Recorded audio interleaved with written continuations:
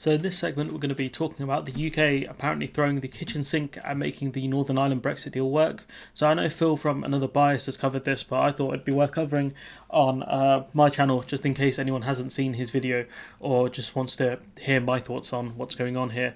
So Boris Johnson called some of its requirements absurd and ludicrous this week, but even as Britain's Prime Minister talks up further steps to unilaterally mitigate the effects of the post-Brexit deal with the EU on Northern Ireland, the UK machine is throwing the kitchen sink at making it work. So what you have here is Boris Johnson threatening to take more unilateral action, which would probably cause more legal action from the EU, which we're still waiting, by the way, for the EU to announce what their legal action is going to be. Like, can you guys be any slower? But what you can see is Boris Johnson having a public position and a private position. So this is similar to what Hillary Clinton said a few years ago about certain things that she said privately and publicly. So Boris Johnson publicly is saying, the Northern Ireland Protocol is bad. Britain needs to stay as a union, blah, blah, blah. But him privately, accepting that the Northern Ireland Protocol is here to stay, and that instead of constantly causing problems and issues around it, he has to look at a way to resolve any issues that he can resolve, not through unilateral action, but through multilateral action, i.e. Cooperation. So trade groups have told the FT that despite Johnson's rhetoric, the UK government officials are stepping up their efforts to implement the Northern Ireland Protocol, which was part of the 2019 Brexit divorce deal, which was something that Boris Johnson said was a great deal, and shows you how much time he's had to actually resolve issues, which he has chosen not to do. It's just a bit embarrassing. I'm surprised that the people involved in this haven't been asked to sign NDAs by the government in order to stop stuff like this getting out, but I doubt the average Brexit voter is reading the Financial Times. So Whitehall is throwing the kitchen sink at this thing, said Stephen Kelly, Chief Executive of Manufacturing Northern Ireland. He said, "I cannot remember ever seeing this levels of engagement from right across the UK government. Probably haven't seen it since the Good Friday Agreement was agreed to be honest. Officials are working their rear ends off to try and make it work." So it does show you that this person's interpretation of the UK's action, someone who actually works within manufacturing in Northern Ireland, has a very different experience of how Boris Johnson has been portraying the Northern Ireland Protocol, which is very interesting because it does show you that, yes, Boris Johnson, as I mentioned, has accepted it. Since the Brexit Protocol, post-Brexit deal between the UK and the EU came into force in January, tensions have been rising between Brussels over the protocol. Last month, the European Commission launched legal action over the UK after unilaterally extended grace periods. So we saw that there was a wave of unrest from loyalist communities, and Belfast experienced some of the worst rioting in years. And obviously no one apart from the DUP maybe want to see that. Both sides are committed to finding a solution to the problem caused by the protocol, which again was caused by Brexit, not just the protocol itself, but by Brexit, because the protocol is a part of Brexit, and are engaged in intensive talks. They are anxious to avoid stoking further violence. So what we can see is both parties coming together. So I think that'd be Sefcovic and the Iceman, Lord David Frost, getting involved and talking to each other finally. But the split between the two sides, in public at least, seems to be as wide as ever. Brussels remains emphatic about the need for the full implementation of the measures that Britain signed up to, and you could say that, well, this is Brussels being a stickler for the rules, but if we didn't like the rules, we shouldn't have agreed to them. Meanwhile, Johnson used a BBC interview to mark the upcoming centenary of the region to insist he was sandpapering away bits of the protocol. That's something we've mentioned before, but clearly he is not doing that. Really, he's trying to make this thing work. If you're sandpapering something, it means you're smoothing it out, getting rid of the rough edges, which you could argue Boris Johnson is doing, but he's not doing it through force or unilateral action. He's doing it through actual communication.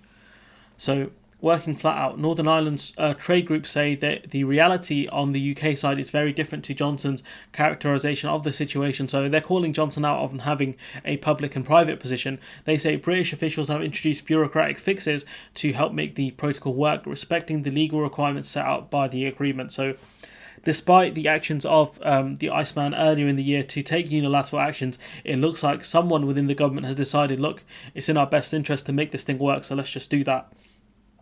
These include a scheme to avoid UK steel facilities facing tariffs en route into Northern Ireland, stopping the Royal Mail auto-generating customs forms for goods entering the Republic of Ireland, and refining a scheme to enable companies to use their historical trading records to reduce the number of at-risk goods liable for tariffs. So that's something we've actually spoken about before. The fact that the UK government has said, look, certain companies, they can trace all of their supply chain to prove that, the stuff stays within Northern Ireland, so maybe they can have some sort of exemption. The government has also invested £200 million trade support in a trade support service, a movement assistance scheme to assist supermarkets and food retailers, and £155 million a digital assistance scheme that aims to reduce border frictions by digitalising formalities, which is a good thing. But you can see it's cost a lot of money to implement these schemes, despite the fact that Boris Johnson said that these things wouldn't actually be happening. This is starting with fresh meat products in October this year, according to a government presentation to the industry seen by the Financial Times. So again, if the government didn't want this information to come out, they would have made companies sign NDAs. So this guy here, Udhan Connolly, sorry, I butchered that name, director of the Northern Ireland Retail Consortium, publicly praised the government's excellent engagement this week after a meeting on Tuesday with Lord Frost. So again, these are businesses that have struggled massively due to the Brexit and the Northern Ireland Protocol, have praised the government openly, which shows you that the government are finally talking to people. The Northern Ireland business community is working flat out with the government to find solutions, and to be fair, we are getting enhanced engagement like never before. So this is something the government could have done last year. This is something the government could have done the year before in 2019 after the deal was agreed. So for some reason now, they finally decided it's the best to implement this protocol. So maybe they are fearing legal action from the EU, or maybe they just realise that they have to make the best out of the situation that they have created. I don't know what their motivations are. The question vexing those industries most heavily affected is whether any of these efforts by the UK, which many of them are technological solutions, will create workable solutions on the ground at a time when the EU Commission is determined to take a zero-risk approach to the protocol, which is, if the EU want to do that, then that's up to them. You cannot begrudge them for doing that, because if you allow goods that come in from the UK into Northern Ireland and that then go into the Republic of Ireland, that creates a backdoor into the EU, which the EU obviously does not want. EU Commissioner Maros Sefcovic told the FT last week that I wish he would speak to more outlets, because the FT is quite a niche paper. Said that implementing the protocol should be done in a way that minimises disruption to daily life, but equally guarantees the integrity of the single market is preserved and no health hazards at all. So it's Sefcovic. It's his main goal is to protect the integrity of the single market. It's in the UK's best goal to minimise friction and disruption as much as possible for goods going between GB and Northern Ireland. So that's where the main issue comes, that one group is obviously invested in protecting the single market at all costs, whilst the other group is trying to minimise friction inside its own single market at all costs. And so the best way to resolve those issues, as we've mentioned in the past, is to work together to figure out which bits, where can you come up with agreements in order to resolve any issues. Sefcovic goes on to say, we really have to work on it and see what kind of solution we might find. It will not be easy, and probably not everything can be resolved, because indeed the UK has decided to, and these are the important points that he makes here, the UK has decided to leave the single market, the customs union, and the SPS veterinary area. So there are of course concrete consequences, and that's the key point there, that because we, the UK, have decided to leave the single market, the customs union, and to have no SPS agreement, it means that there are always going to be problems, because the EU has high standards and they want to maintain that high standards. They will not make exemptions even for us, the mighty and powerful UK. So technology won't sandpaper problems away. So the UK government has said it is engaging with the EU on the protocol in a constructive atmosphere, which is great news.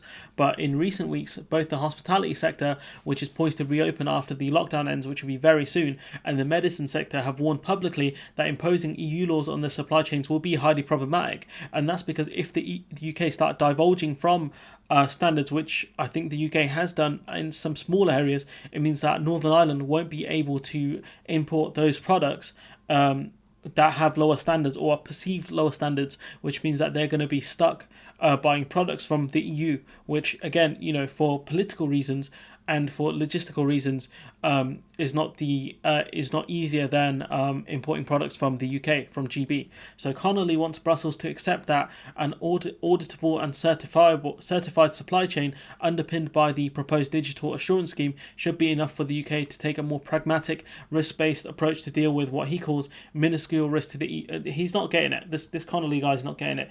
The EU are going to always take a zero tolerance approach to any chance of products getting in from GB to the Republic of Ireland that breach the single market rules or seek to bypass EU rules and standards. This guy doesn't get it. He's asking the EU to take a risk here. Why would the EU take a risk? Because apart from the violence, it's not in their interest. Because if the more reliant the more issues there are for Northern Ireland to import goods from GB, the more likely it is for Northern Ireland to import products from EU countries. So that will boost EU trade at the detriment of the UK. So this Connolly guy, he just doesn't get it. However, Shane Brennan, the chief executive of the Cold Chain Federation, which again, how many federations are there? Jesus. He said there is a real limit to how much checks can be mitigated given the complex and high-speed nature of modern food and hospitality sector supply chains. If you think about it, before we left the EU, you can order things from around Europe, food, medicines, whatever you wanted, very quickly, extremely quickly. And now that's gone. So, the Northern Ireland can import goods from the EU, no problem. And it can't do that for the UK, for GB. So it's going to mean that businesses in Northern Ireland are going to start importing more things from the EU, because you cannot stand down and get rid of all the checks unless you join the single market. You can't do it. So these technological solutions may add some more efficiency points and might make things maybe it takes half an hour less or an hour less. But if these things take about 4 or 5 hours to do anyways, you're not saving that much time. Ministers seem to be pinning their hopes on creating a hideously expensive digital, I wonder how much it would cost, digital superstructure that firefights the most immediate and visible problems, but they are not necessarily seeing how this will solidify inflexibilities and leave Northern Ireland consumers at a permanent disadvantage. So, it's going to cost a lot of money and it's not going to work. That's what this man's claiming here. Peter Hardwood, trade policy advisor for British Meat Processors Association, echoed the widespread industry view that the only fix will be for the UK to agree to closer alignment to the EU rules governing food and plant products. Well, that's not going to happen anytime soon. But his point is a strong one.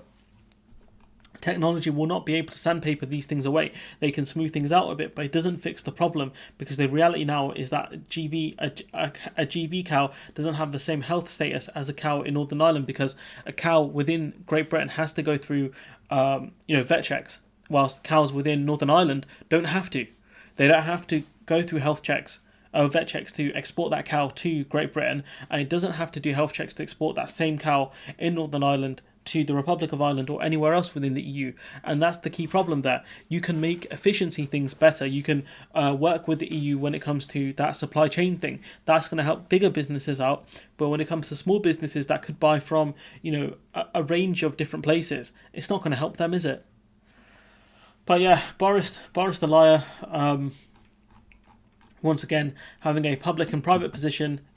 On the one hand, he's going after the Northern Ireland Protocol, saying how bad it is. On the other hand, privately, he's trying to make the thing work and trying to figure out how he can make changes, because he finally accepts that this is reality now, and it's in his best interest to make the situation better, rather than keep being angry at the situation that he himself helped to create, from a deal which he claimed was a great deal, tremendous deal. Believe me.